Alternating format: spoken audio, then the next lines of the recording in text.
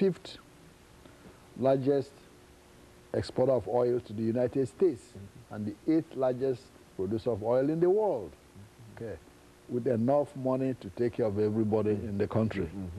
But the problem is that the country is plundered by those who did it. For example, we had the chief of police in the country. They call him the Inspector General of Police. This man stole almost half of the country's police budget. And what did he get for it? 6 months in prison. Almost over $100 million he stole. How can the police do their job? What do? The police people are not paid for 6 months. They set up roadblocks everywhere to harass people to get what they are due. What do you do with, I mean, when you end up with $2 million, $7 million of the public's money, what do you do with that money? I mean, how do you, I mean, what, do you invest that money? I mean, what do you do with that? I mean, how do you dispose of, use that kind of money? There's supposedly, the regulation in the country is that if you're a governor, you are not supposed to have a bank account overseas. All the governors have bank accounts overseas. The vice president of the country has a $5 million house in Maryland.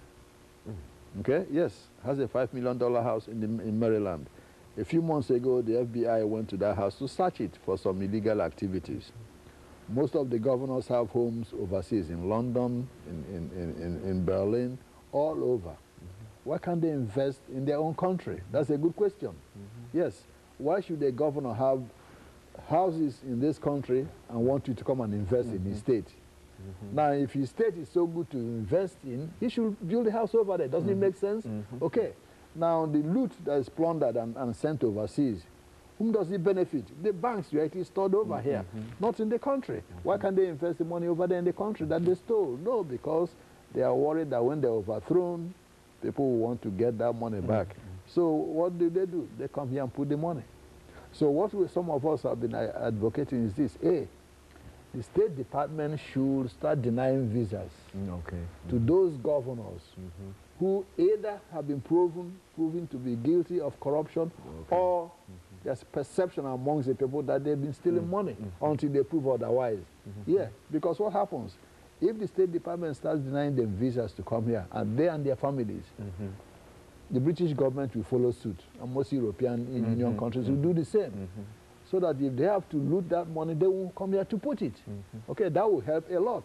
And the State Department is listening to some of those requests now. That will be one way of stopping it. There's a governor, one governor in Nigeria, he comes to this country almost 13, 14 times a year. How does he sit in the country to govern his state? You tell me. Every month he's here for medical treatment. Every month he's in Washington for medical treatment. Fine. If you are so sick, what do you do if you're a governor? You build a good hospital for yourself. Does it make common sense? No, they won't do that. They have enough money to do that. Okay, but they can fly out of the country, take care of their children and their family, and the poor person in the country can't even buy a bottle of Tylenol. Very good. And of course, Dr. Madu, let us take this second commercial break, after which we'll come back and allow you to continue this, as well as to give us some direction in terms of where we ought to go from here. And of course, we'll be back with our audience following this short commercial break.